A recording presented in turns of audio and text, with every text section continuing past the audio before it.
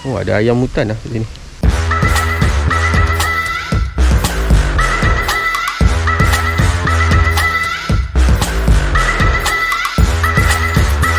Assalamualaikum warahmatullahi wabarakatuh dan salam sejahtera. Bertemu lagi dalam Minda Tani Biak Tanam Sampai Jadi.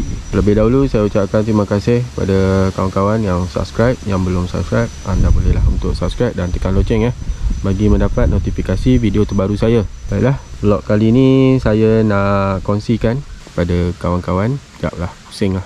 Ni pemandangan ladang durian di 24 yang bercerun. Siapa yang biasa tengok video saya sebelum-sebelum ni tahulah dan kenal kawasan ni kan. Sekejap, pusing. Okey lah, vlog kali ni saya nak kongsikan dengan kawan-kawan seperti mana yang kawan-kawan dapat tengok di tajuk video ini, yang mana saya membuat tanah campuran secara fermentasi. Fermentasi tu apa? Fermentasi ni pemeraman. Biasa kalau kita beli tanah campuran, biasa tidak melakukan proses fermentasi. Biasa fermentasi ni kalau kita nak buat kompos, biasa kita nak buat kompos atau bokashi akan melalui lah proses fermentasi. Tapi tanah campuran ni jarang kita buat fermentasi. Sebab apa saya buat fermentasi pada tanah campuran saya ni? Sebab utama kerana saya menggunakan organic plant booster. Saya menggunakan organic plant booster saya tu, OPB, dalam proses fermentasi lah tanah campuran tersebut. Jadi saya nak kongsikan dengan kawan-kawan dari segi bahan tanah campuran yang saya gunakan, dan juga saya akan kongsikan berkenaan dengan kos dan juga kebaikan tanah campuran secara fermentasi. Okey, kita pergi kepada satu persatu lah. Sambil tu saya berjalan. Tapi sebenarnya saya dah ada nota. Kalau tak ada nota payah sikit saya nak bercakap. Oh, ada biawak lah. Tu biawak.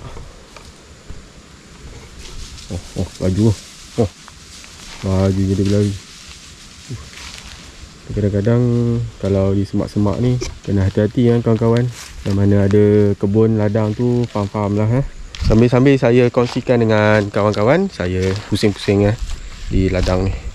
Kita main sekitar sini je lah, kawan-kawan dapat feel berada di ladang. Yang pertama saya nak kongsikan berkenaan dengan bahan yang saya gunakan. Bahan yang pertama saya gunakan adalah tanah baja. Tanah baja ni, tengok struktur tanah ni dia mudah bila kita kepal. Walaupun ada yang tanah kepal, mudah diporos lah, mudah kita pecahkan. Lepas tu warna dia warna coklat, tu tanah baja lah. Yang pertama saya gunakan tanah baja. Yang kedua saya gunakan pasir sungai. Saya guna pasir sungai. Sebab apa kita gunakan pasir sungai? Yang pertama, untuk memastikan pengudaraan tanah dalam keadaan yang baik. Yang kedua, aliran air yang baik. Maknanya tanah tu tak adalah terlalu padat sangat bila kita gunakan tanah saja. Lepas tu saya gunakan tinja haiwan yang dah siap proses, iaitu tai ayam yang dah siap proses lah, yang mengandungi banyak nitrogen N. Itu yang ketiga. Yang keempat, saya gunakan kokopit. Sebab apa kita gunakan kokopit? Sebab nak memastikan kelembapan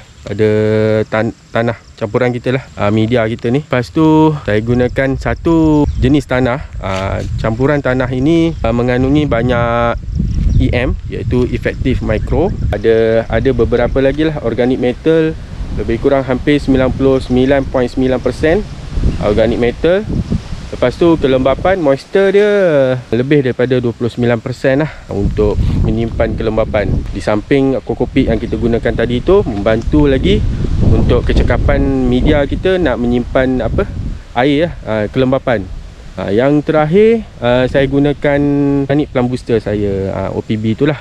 Saya gunakan organic plant booster tu lebih kurang 3 liter air bersih dan OPB 60 ml. Lepas tu kita siramkan lah, atau kita sembuh, letakkan di permukaan tanah campuran kita tu lah.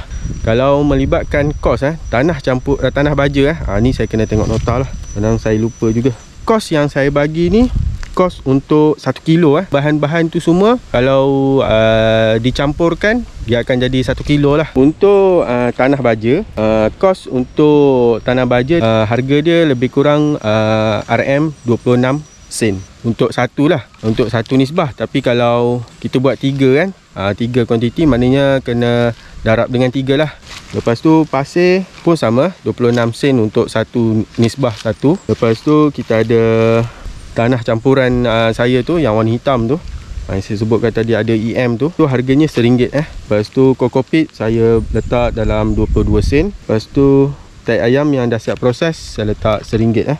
Lepas tu OPB untuk 1 liter OPB tu saya jual 1 liter RM30. Jadi kos untuk 10 ml dalam kosong 3 sen. Okey, kalau kita gunakan 60 ml jadi 3 sen tu darab dengan 6 lah. Jadi 18 sen kan. Total dia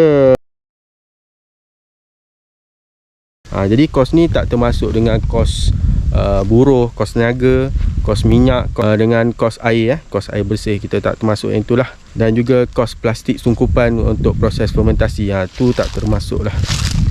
Okey, saya dah sentuh tadi berkenaan dengan apa bahan-bahan yang saya gunakan. Lepas tu kos dia. Yang terakhir saya nak kongsikan kepada kawan-kawan kebaikan tanah campuran secara fermentasi ni. Apa kebaikan? Yang pertama sudah tentunya penggunaan 100% iaitu 100% adalah organik. Saya tak ada campuran apa-apa bahan kimia dalam tanah campuran saya, jadi 100% organik lah. Kedua, mempercepatkan pertumbuhan pokok. Sudah semestinya media ni sangat penting lah dalam proses untuk kita menanam pokok kan. Sebab media ni sangat penting, dia merupakan otak kepada pokok ni. Akar pokok sebagai jantung kan, media ni sebagai otak kepada tanaman, kepada pertumbuhan pokok. Apa-apa keperluan sebelum penanaman, media lah yang paling utama sekali. Walaupun kita menggunakan kokopit untuk buat fertigasi, kalau kita nak semai benih, semai biji benih, kita gunakan pasir, itu sebagai media untuk anak pokok dan pokok di ladang. Tanah campuran ni adalah sangat penting lah. Yang ketiga adalah mempunyai aliran air yang baik sebab kita dah gunakan tanah baja, lepas tu kita dah gunakan kokopit, kita dah gunakan pasir terutamanya untuk memastikan aliran air yang baik. Dan juga yang keempat, pengudaraan yang baik lah, secara langsung membantu pengudaraan tanah dalam keadaan yang baik. Dan yang terakhir, mengandungi mikrob atau mikroorganisma yang berfaedah kepada tanaman kita. Jangka hayat kita meletak anak pokok dalam polybag ni, dalam masa paling lama pun expired dia dalam 1 tahun. Maknanya masa kita semai, masa kita semai biji, lepas tu kita semai dalam polybag lah. Kita semai dalam polybag, lepas tu dia tumbuh. Jadi expired date dia boleh duduk dalam polybag tu dalam masa 1 tahun saja. Jangan lebih daripada tu. Sebab kalau lebih daripada tu akan menyebabkan akar ni dia dah tak ada sumber lain dah untuk dapatkan nutrien, dan menyebabkan pokok ni akan terbantut dan pokok akan akhirnya matilah dalam polybag gitu. Jadi sebaik-baiknya sebelum 1 tahun kita pindahkan teruslah ladang pokok tu ke ladang. Dan media campuran tanah campuran saya ni, iaitu media ni secara fermentasi pun boleh digunakan di ladang lah. Maknanya dalam proses sebelum penanaman, kita korek lubang itu, kita letakkan kapur, baja fosfat. Sebelum penanaman kita letakkan dua benda tu. Pastikan sifat-sifat dua benda tu kita dah sebati dengan tanah. Lepas tu proses untuk penanaman, kita boleh letakkan tanah campuran yang saya buat ni ke dalam lubang tersebut lah, untuk proses penanaman pokok. Itulah sedikit sebanyak perkongsian saya berkenaan dengan tanah campuran secara fermentasi ni. Kepada kawan-kawan yang ingin dapatkan tanah campuran saya ni, boleh telefon saya 013-775-8122. Okey, ataupun tengok di deskripsi di bawah, saya letakkan nombor telefon untuk WhatsApp saya tentang tanah campuran. Dan juga OPB pun boleh order melalui WhatsApp tu juga, tak ada masalah. Okey, itu sajalah sedikit sebanyak perkongsian saya berkenaan dengan teknologi pertanian, berkenaan dengan info-info pertanian, apa yang saya boleh sampaikan kepada kawan-kawan. Semoga kita berjumpa lagi di lain masa, di lain hari. Assalamualaikum warahmatullahi wabarakatuh dan salam sejahtera. Bye bye. Ciao.